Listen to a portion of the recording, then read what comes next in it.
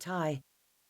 He peers in at her as he and Sid head for the stage, but she looks down and picks at the cake crumbs that have fallen into a little tray full of jewellery. Irene sits beside her. "Don't you worry, darling. I know Mary and she'll be back soon. Couldn't manage without you, could she?" She pulls Joycie into her arms. Her bosom is soft and scented with powder that gets up Joycie's nose, and her hard corset digs in lower down. Joycie wishes she could cry, but there's just that awful, hurting lump she can't swallow away. Irene is top of the bill, and on straight after Dad and Sid. When she heads for the wings, Joycie creeps out to watch from the other side. It's a full house with lots of laughter, but a few heckles too. Sid loves hecklers. Dressed in his trademark tweed suit and yellow tie, he's fat and red-faced, his shiny bald head fringed by greasy strands of bottle-brown hair. Sid is the star, the comic, and her dad is just the stooge.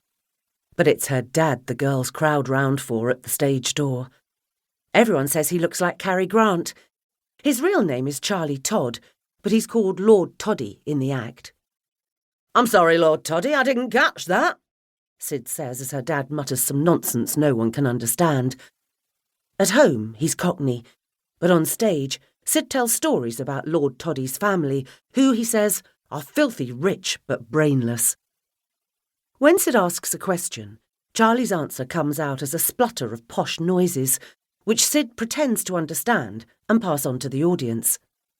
As they come off stage and Irene's music strikes up, Joycie steps further back into the whispering darkness. "Shouldn't worry, Charlie boy," Sid is saying. "She'll be back with her tail between her legs before long. And while she's gone, you might as well enjoy yourself. So what about getting Irene to take the kid tonight?" Dad rubs his face and pulls off his bow tie. "I dunno, Sid." "Go on." He pats her dad's shoulder. "A few drinks to cheer you up, and you can come back to ours afterwards. I've got a nice bottle of scotch needs opening." Joycie waits until they're gone. She hopes Dad does let her stay with Irene tonight. Irene will tell her stories and make her laugh, so she won't have to think. And she doesn't want to think. About the noises she heard in the night, or the box with Mum's best shoes still there under the bed, or what she found rolled up next to the box.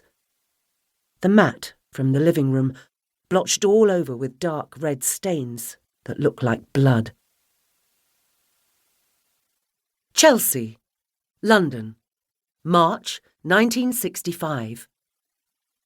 Joycie kept telling herself it was all in the past, but the memories wouldn't stop flooding in. Things she thought she had forgotten, things she had tried to blank out. It was Irene Slade's death that had brought it all back, of course. Well, the funeral was today, so that would put an end to it. Her face in the mirror was grey as the morning outside, and the black dress didn't help. She rubbed a touch of rouge onto her cheekbones. As she ran downstairs, she could hear the wireless burbling away in the kitchen. Marcus had switched to the home service, and on the Today programme, Jack DeManio's posh growl was saying something about snow showers forecast this morning. There was a smell of boiling milk, and she stood in the kitchen doorway as Marcus made coffee. It was a squeeze to get in, even though they were both skinny, and dangerous to try when he was pouring scalding liquid. He turned, holding the cups. "All right? You look a bit pale." She sat on one of the spindly metal chairs that had to go sideways so you didn't bang your legs on the drop-down leaves of the Formica table. The latest Vogue was in front of her, and the face that was and wasn't hers smiled from the cover through a cloud of black hair.